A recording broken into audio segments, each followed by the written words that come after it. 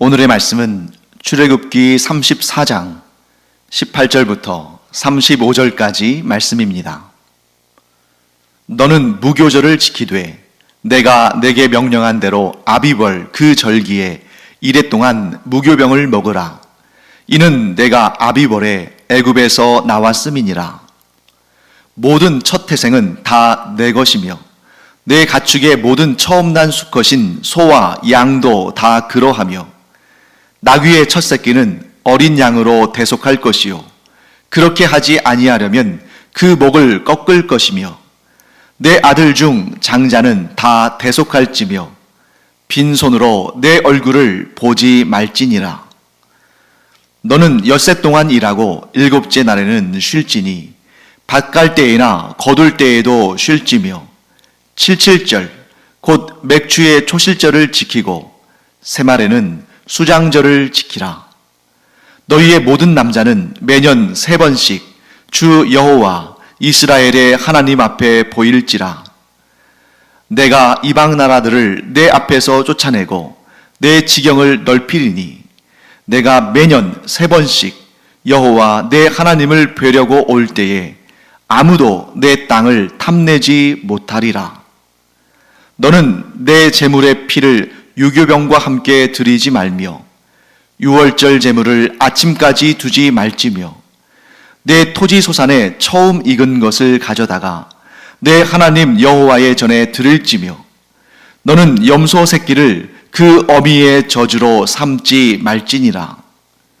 여호와께서 모세에게 이르시되 너는 이 말들을 기록하라.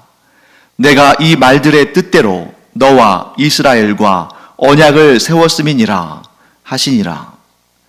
모세가 여호와와 함께 40일 40야를 거기 있으면서 떡도 먹지 아니하였고 물도 마시지 아니하였으며 여호와께서는 언약의 말씀 곧 십계명을 그 판들에 기록하셨더라.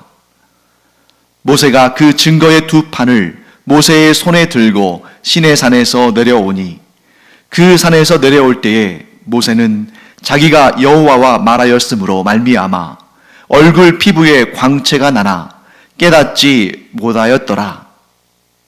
아론과 온 이스라엘 자손이 모세를 볼 때에 모세의 얼굴 피부에 광채가 남을 보고 그에게 가까이 하기를 두려워하더니 모세가 그들을 부르매 아론과 회중의 모든 어른이 모세에게로 오고 모세가 그들과 말하니 그 후에야 온 이스라엘 자손이 가까이 오는지라. 모세가 여호와께서 시내산에서 자기에게 이르신 말씀을 다 그들에게 명령하고 모세가 그들에게 말하기를 마치고 수건으로 자기 얼굴을 가렸더라. 그러나 모세가 여호와 앞에 들어가서 함께 말할 때에는 나오기까지 수건을 벗고 있다가 나와서는 그 명령하신 일을 이스라엘 자손에게 전하며 이스라엘 자손이 모세의 얼굴에 광채를 보므로 모세가 여호와께 말하러 들어가기까지 다시 수건으로 자기 얼굴을 가렸더라. 네, 오늘 말씀에는 하나님께서 주신 몇 가지의 명령들이 등장합니다. 그 중에 첫 번째로 무교절을 지키라 하는 하나님의 말씀이 등장하죠. 어떤 경우는 이런 생각을 할 수 있습니다. 유월절을 지키라고 하셔야 되지 않을까? 네, 그런데 이 유월절과 무교절은 하나의 세트와 같은 절기죠. 그래서 유대인의 달력으로 아비벌, 즉 첫 해, 1년의 첫 해, 아비벌 14일, 즉 우리식으로 표현한다면 1월 14일이 하나님께서 이스라엘 백성들을 애굽에서 구해내신 그 유월절이고 1월 14일 다음 날, 곧 1월 15일부터 1월 21일까지 그 7일간, 즉 일주일간을 무교절로 지킵니다.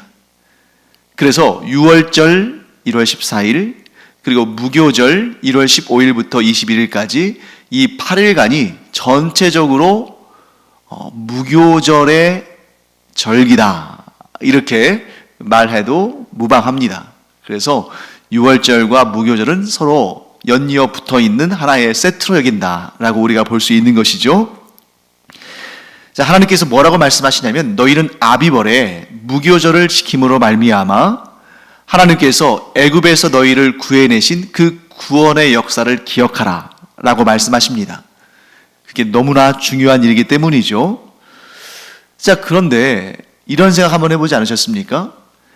매년 그 무교절을 기억하고 기념하며 지키는 것도 물론 좋지만 그 옛날의 사건이 아니라 매번 매해 하나님의 놀라운 구원 역사를 경험하면 더 좋은 것 아닐까?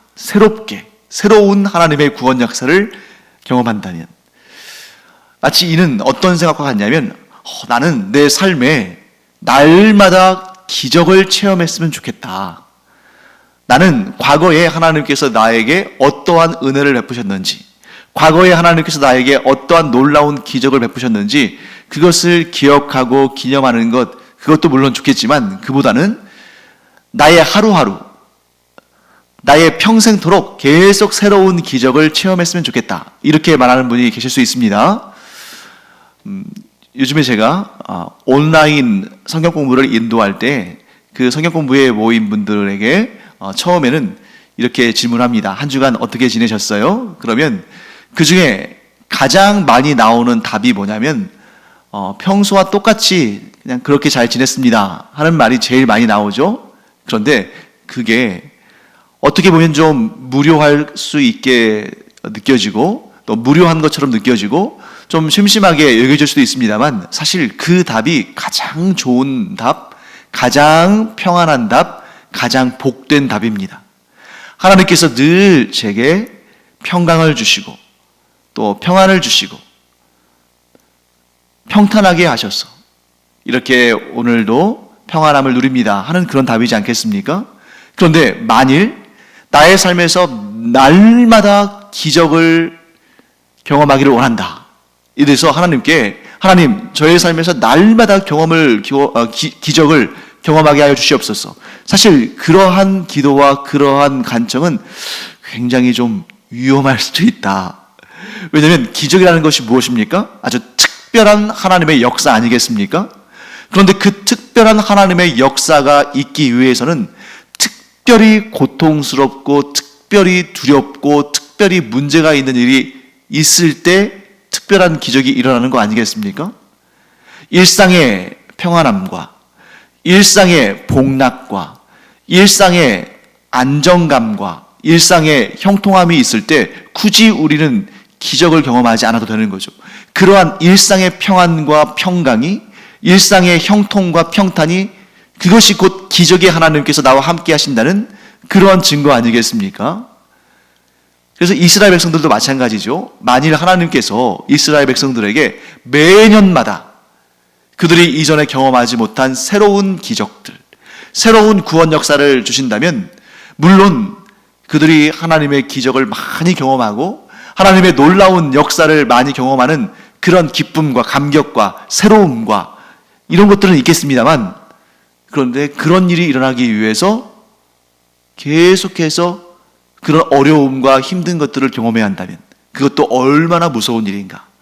사랑하는 성도 여러분, 우리 안에 이런 평강을 주시고 그래서 하나님께서 내게 행하셨던 과거의 그 일을 기억하고 기념하면서 하나님께 감사드리는 것이 얼마나 큰 행복인가 하는 것을 깨닫는 우리가 되기를 축원합니다. 네, 그 다음에 또 하나님의 또 명령이 등장하죠. 하나님께서 안식일을 지키라고 말씀하십니다. 엿새 동안은 일하고 일곱째 날에는 쉬어라. 그런데 거기에 뭐라고 또 하나님께서 말씀을 하시냐면 심지어 밭 갈 때나 거둘 때. 자, 밭 갈 때는 언제겠습니까? 파종할 때. 거둘 때는 언제예요? 추수할 때. 즉 이 농부가 가장 바쁜 때가 파종하고 추수할 때죠.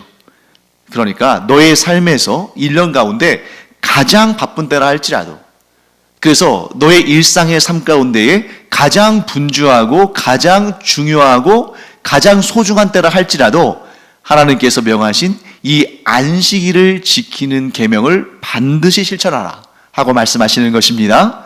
그러면 우리의 삶에 이 내용을 적용한다면 어떻게 할 수 있을까요? 네, 우리가 그 어떠한 상황에서도 하나님께 예배하는 일, 곧 우리에게는 주일을 성수하고 그 예배의 날에 우리의 영과 육이 하나님이 주시는 안식을 얻는 그 일을 가장 중요한 일로 여기고 그 일을 지키는데, 곧 하나님의 그 명령을 지키는 일에 힘써라 하는 것을 우리가 알 수 있습니다. 그 다음에 이제 이런 또 계명이 나오죠. 77절과 수장절을 지키라. 네, 성경에는 여러 가지 절기들이 있는데 여러분들이 좀 어떨 때는 좀 혼동하실 수도 있는 그런 이유 중에 하나는 뭐냐면, 하나의 절기인데 이름이 여러 가지가 있기 때문이에요. 그런데 그렇게 이름이 여러 가지가 있는 데는 다 뭐 이랬다 저랬다 변심하는 것이 아니라 다 이유가 있는 거죠. 77절. 자, 77절은 무엇을 의미하는 것인가? 네. 아까 우리가 6월절에 대해서 살펴봤잖아요. 6월절은 아비벌, 즉 이스라엘의 첫 번째 달의 14일이 6월절입니다. 그래서 6월절이 이스라엘 달력으로 1월 14일, 그리고 그 다음 날은 1월 15일이 무교절, 그리고 그 다음 날은 1월 16일이 보리의 첫 수확을 하는 절기예요. 1월 16일. 그런데 그 1월 16일에 보리를 처음 수확하고 그 다음에 그로부터 7주 후에 미래 수확이 시작됩니다. 그래서 여러분 77절이 여기서 77 맞다 혹은 777 못하다 이런 뜻이 아니라 7 곱하기 7이죠. 7, 7에 49. 그래서 7 곱하기 7이면 무엇이 되는 겁니까? 7주가 되는 거죠.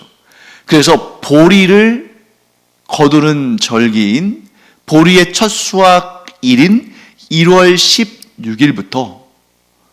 16일부터 이제 계수해서 그 다음 날, 즉 1월 16일을 지나고 그 다음 날부터 7주 후의 날이 77절, 곧 미래 첫 수확을 거두는 절기다.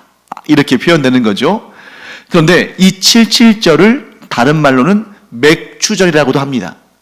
근데 여기에서 우리는 맥추할 때 이 맥자가 보리 맥자잖아요. 하지만 때로는 또 밀도 맥이라고 하죠. 그러니까 이 맥추절은 보리를 거두는 절기라기보다는 맥추절 자체에 어떤 의미가 있는 거냐면 보리를 거두는 절기가 아니라 밀을 거두는 절기다. 보리를 거두는 절기는 6월절 다음 날, 무교절이 시작된 그 다음 날, 보리의 첫 추수는 1월 16일 날 시작이 되고 그 다음부터 7주를 계산해서 7주 후의 날이 곧 밀을 처음으로 수확하기 시작하는 날이다 하는 거죠. 그런데 이 77절 그리고 맥추절은 신약시대에 와서는 뭐라고 불리냐면 오순절로 불립니다. 오순절. 자, 오순절은 뭐냐? 그것도 역시 숫자와 관련되어 있죠. 오는 5이고 수는 10을 의미하는 거죠. 그래서 우리가 한 달을 셋으로 나누면 11, 11, 11에서 셋으로 나누면 상순, 중순, 초순 이렇게 나누는 것처럼 수는 10을 의미합니다. 그러면 오수는 몇이겠어요? 50이죠. 자, 얼른 딱 생각해봐도 77절과 오순절은 비슷하죠? 왜냐면 77은 49, 오수는 50. 그런데 왜 하루 차이가 나느냐? 보리의 첫 수수하는 날 1월 16일을 놓지 않고 그 다음 날부터 계수하면 7주. 1월 16일 곧 보리를 처음 추수하는 날을 포함시키면 50일이 되는 거죠. 그래서 77절 혹은 오순절 이렇게 얘기하는 겁니다. 이때는 뭘 한다고요? 밀을 추수하는 절기다. 그리고 새말에는 수장절을 지키라 했는데 이게 뭡니까? 가을에는 수장절을 지키라. 자, 수장절에는 어떤 의미가 있냐면 가을거지 작물들, 열매들을 창고에 들이다, 보관하다 이런 의미가 있는 거죠. 그래서 수장절을 지키라. 근데 수장절은 다른 말로는 초막절, 장막절이라는 이름을 가지고 있고 이때는 광야에서 천막을 치고 장막을 치고 살았던 그 날의 여정을 기억하라 하는 그런 의미도 담겨 있습니다. 자, 77절 그리고 수장절 거기에 담겨 있는 핵심 키워드는 뭘까요? 감사죠. 감사. 하나님의 은혜 가운데 이 복된 것을 풍성하게 거두었습니다. 하나님 감사합니다 하는 오늘날로 우리 추수감사절, 맥주감사절과 같은 그런 감사의 절기다 하고 우리가 알 수가 있습니다. 즉 이 감사의 절기에 이스라엘 백성들이 뭐라고 고백하는 것입니까? 하나님 은혜로 우리가 씨앗을 뿌렸고 하나님께서 친히 비와 햇볕을 보내주셔서 이 작물들이 잘 자랐고 또한 하나님의 은혜로 거두게 되었습니다 하고 감사하는 절기입니다. 자, 그 다음에 이제 모든 남자는 1년에 매년 3번씩 주 여호와 이스라엘의 하나님을 찾아뵈어라, 하나님 앞으로 나와라, 이런 계명이 있죠. 자, 이 3번은 뭘 의미하겠습니까? 네, 당연히 무교절, 77절, 수장절을 의미하는 것이죠. 이 3번의 절기에 이스라엘 사람들이 하나님께로 나와서 하나님께 제사를 드리고 하나님 앞에서 기뻐하는 절기입니다.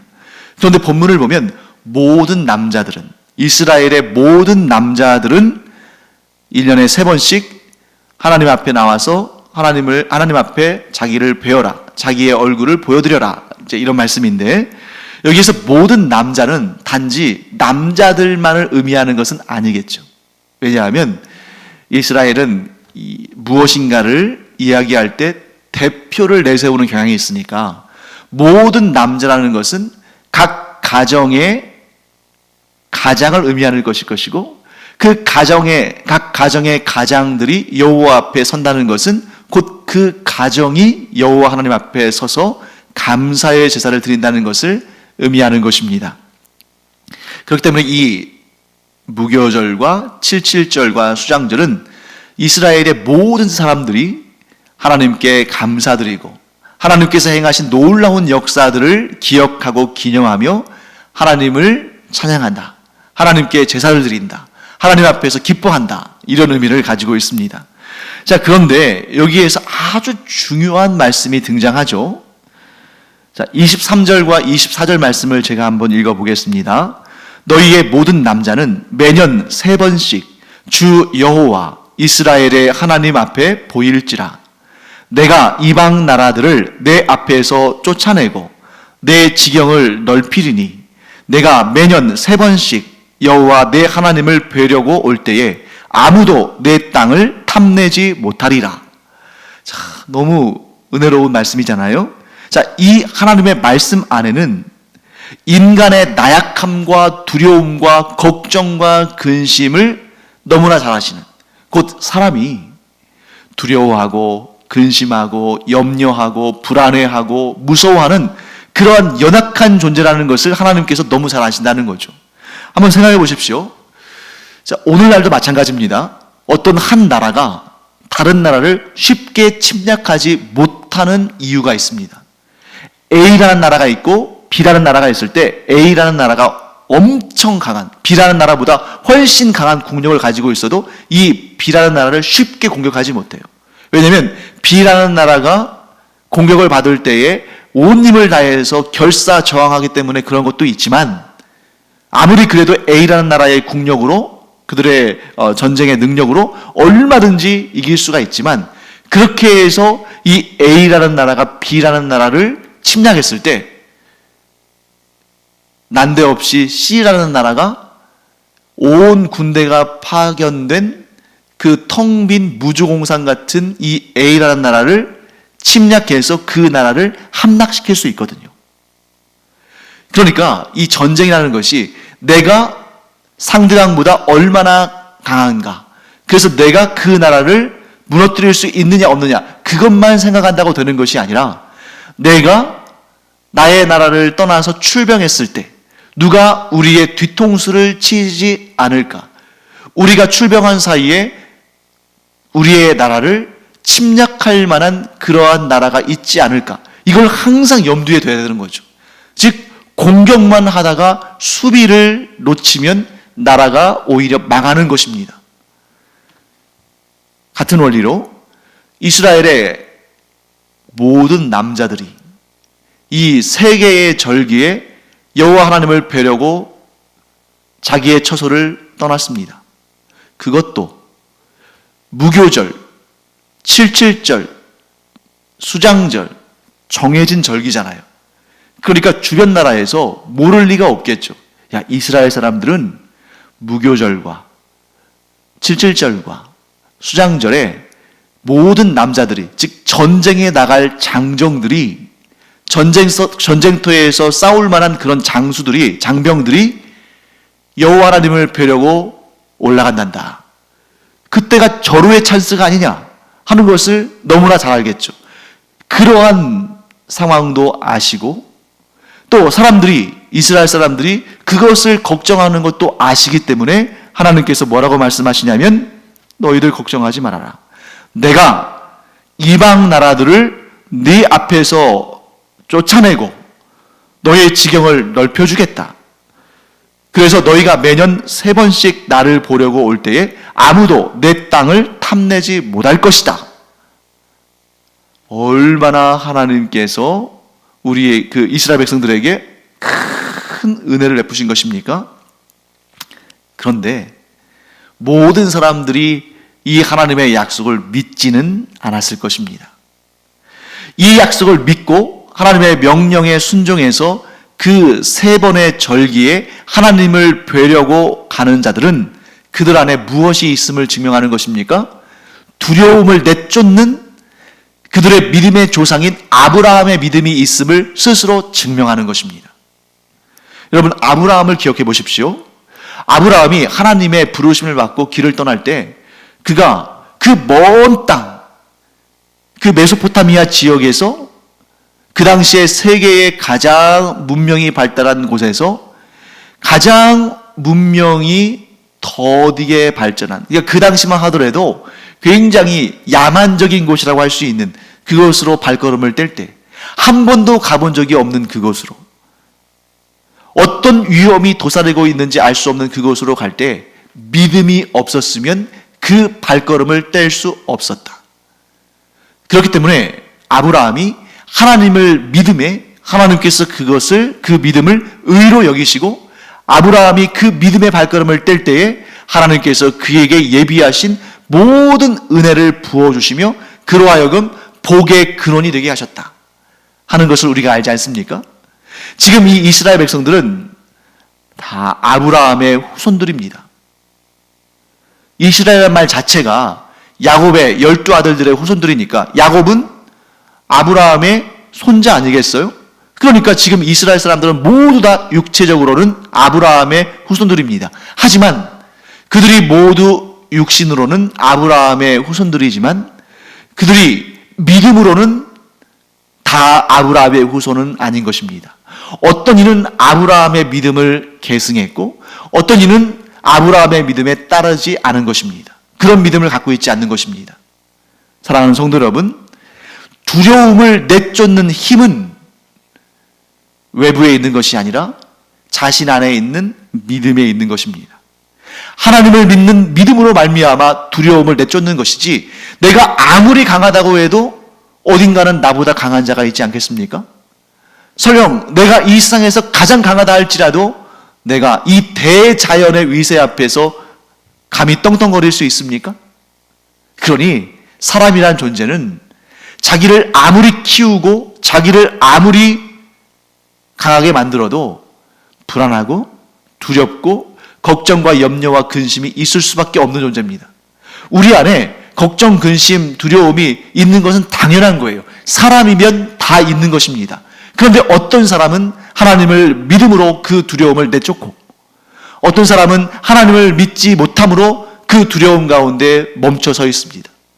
그래서 하나님을 믿음으로 믿음의 발걸음을 뗀 자, 그 두려움을 물리치고 믿음의 발걸음을 뗀 자는 아브라함의 후손이고, 두려움 때문에 믿음의 발걸음을 떼지 못한 자는 비록 혈통상으로 아브라함의 직계 후손이라 할지라도 그는 아브라함의 후손이, 믿음의 후손이 아닌 것입니다.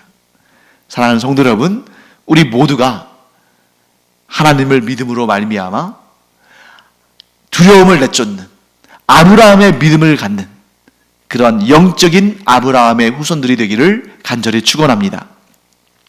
자, 그 다음에 하나님께서 세우신 몇 가지 질서들이 등장하죠.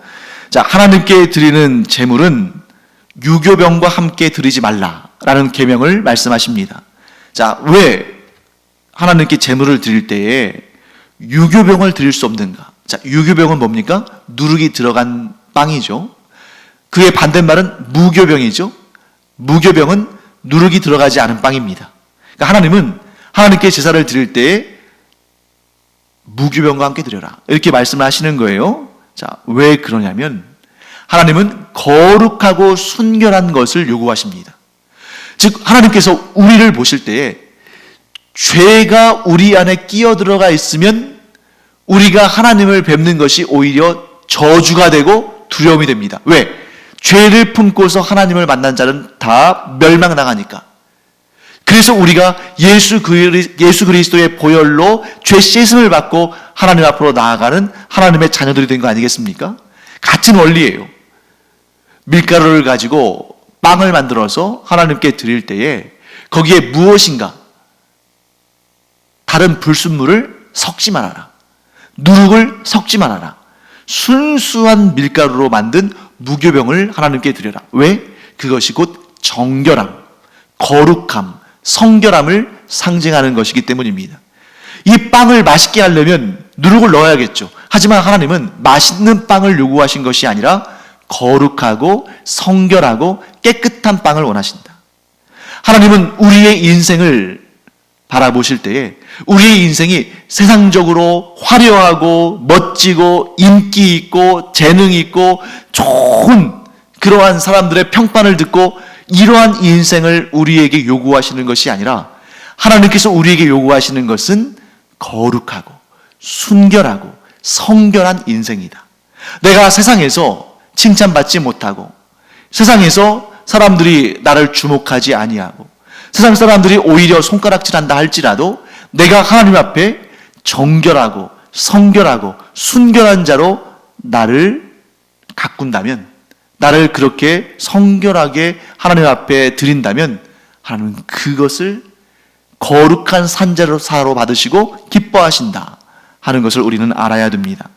자, 그 다음에 우리 좀 생소한 계명도 하나 등장하죠. 하나님께서 뭐라고 말씀하시냐면 염소 새끼를 삶아서 하나님께 제물로 드릴 때에는 그 어미의 저주로 삼지 말라.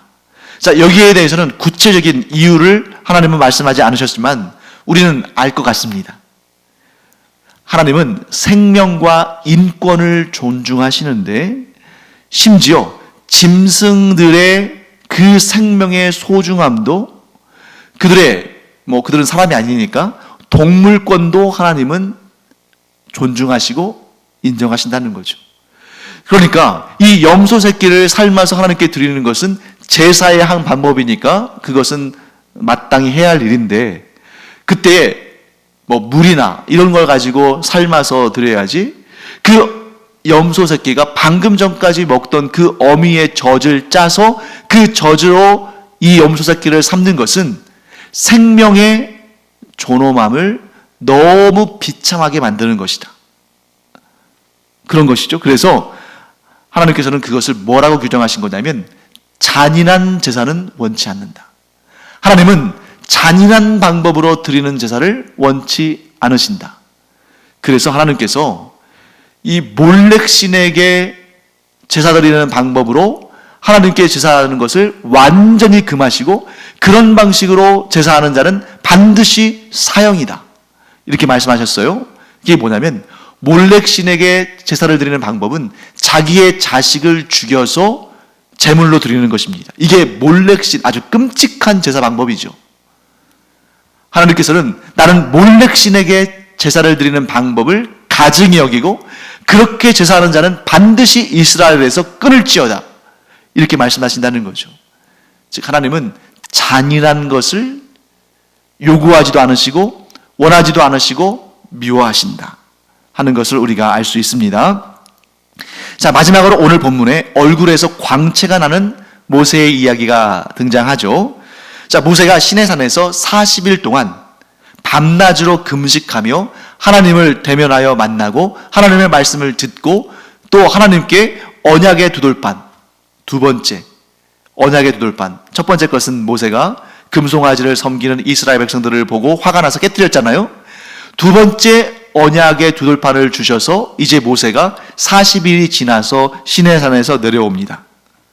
그때 모세의 심정이 어땠을까? 모세는 너무너무 조마조마했을 것 같아요. 왜냐하면 첫 번째 시내산에서의 하나님과의 만남 이후에 시내산에서 내려올 때 그때 이스라엘 백성들은 뭘 하고 있었습니까? 아론과 이스라엘 백성들이 금송아지를 만들고 우상 숭배를 하고 있었죠. 그런데 이제 두 번째로 하나님의 언약의 두 돌판을 받고 하나님과의 언약 관계를 의미하는 그 두 돌판을 받고 내려오는데 혹시나 이번에도 또 40일 있었으니까 꽤 긴 기간 아닙니까? 혹시라도 이번에도 이스라엘 백성들이 우상을 만들고 그 우상 앞에 뛰놀고 있으면 어쩌나 하는 그러한 두려운 마음이 있었을 수 있겠죠. 그런데 이번에는 이스라엘 백성들이 모세를 기다리고 있었습니다. 모세가 하나님의 말씀을 받아서 내려오는 것을 기다리고 있었죠. 자, 그런데 그때 모세의 얼굴에는 광채가 났습니다. 자, 이 광채는 어디에서 비롯된 것입니까? 모세가 훌륭해서, 모세가 대단해서 난 광채가 아니라 하나님의 영광이 그와 함께 머무시기 때문에 모세의 얼굴에서 광채가 난 것입니다. 즉 모세로부터 비롯된 것이 아니라 하나님으로부터 비롯된 광채가 모세의 얼굴에 머문 것이죠. 바로 그때가 굉장히 중요합니다. 모세의 얼굴에서 광채가 날 때 바로 그때에 모세가 어떤 마음을 갖느냐 하는 것이 너무너무 중요한 거예요. 두 가지 가능성이 있습니다. 하나는 모세가 자기의 얼굴에서 광채가 나는 것을 느낀 다음에 우쭐해서 사람들 앞에서 자기를 높일 수 있었습니다. 얼굴에서 광채가 나는데 그것도 지금 시내산에서 40일 동안 하나님을 만나고 내려와서 그 시내산에서 하나님과 어떤 대화를 했는지도 모르는데 더군다나 이스라엘 백성들은 얼마 전에 금송아지를 섬김으로 말미암아 하나님께 호되게 혼나지 않았습니까? 그 후에 지금 모세가 하나님을 또 40일간 만나고 내려오는데 모세와 하나님 사이에 어떤 대화가 있었는지 아무도 알지 못하고 모세만 알고 있고 그런데 모세의 얼굴에서는 막 광채가 나고 그러니 이스라엘 백성들이 얼마나 두려웠겠습니까? 와서 무슨 말을 하려나. 그런데 그 이스라엘 백성들의 그 조마조마한 마음을 이용해서 그래? 이제부터 이 사람들이 내 말 잘 듣겠네? 하면서 모세가 자기를 높이고 자기의 이야기를 하기 시작했다면 그 광채가 도리어 모세에게는 독이 되는 것입니다. 그런데 두 번째 가능성이 있죠. 모세가 자기 얼굴에서 광채가 나는 것을 보면서 스스로 두려울 수 있습니다.